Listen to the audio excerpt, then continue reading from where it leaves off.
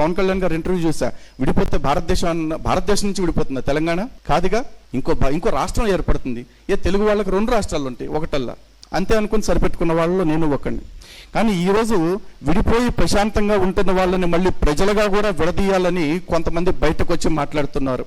కానీ వాళ్ళ ఎజెండాలు చూస్తుంటే ఎంత బాధాకరంగా అనిపిస్తుందంటే, పక్క దేశం నుంచి ఇక్కడికి వచ్చి వలస కూలీలాగా వచ్చి ఇక్కడ ఇంటర్వ్యూలాగా తయారవుతున్న రోహింగ్యా కొడుకుల గురించి ఒక్కడు మాట్లాడు, బంగ్లాదేశీల గురించి ఒక్కడు మాట్లాడు, పాకిస్తాన్ నుంచి తెచ్చేసిన వాళ్ళని ఎవ్వడూ మాట్లాడు. అలాంటి ఊర కుక్కలందరినీ తీసుకొచ్చి ఇక్కడ సత్రంలో మేపినట్టు మేపుతుంటే తప్పులేదు, కానీ పక్క రాష్ట్రం నుంచి ఇక్కడికి వచ్చి పొట్టబోసుకుంటే తప్పైపోయిందా? వీళ్ళు తమిళనాడు గోబ్యాక్ అంటారు, మార్వాడి గోబ్యాక్ అంటారు, ఇప్పుడు ఆంధ్ర గోబ్యాక్ అంటారు. రోహింగ్యాలకేమో వెల్కమ్ నినాదాలు.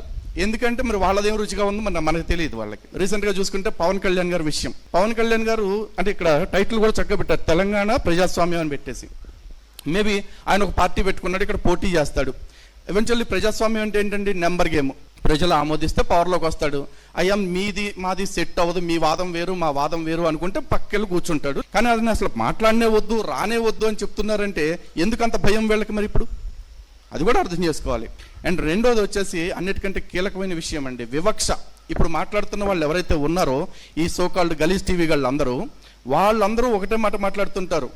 ఒక పక్క దేశానికి సంబంధించిన పరాయి మతస్థులు వచ్చి ఇక్కడ బతుకుతుంటే పోన్లే బతుకుతారు అని వదిలేసిన వాళ్ళు సాటి వాళ్ళ విషయంలో ఈ దృక్పథం ఏదైతే ఉందో దాన్ని మార్చుకోండి. జై తెలంగాణ, భారత్ మాతాకి.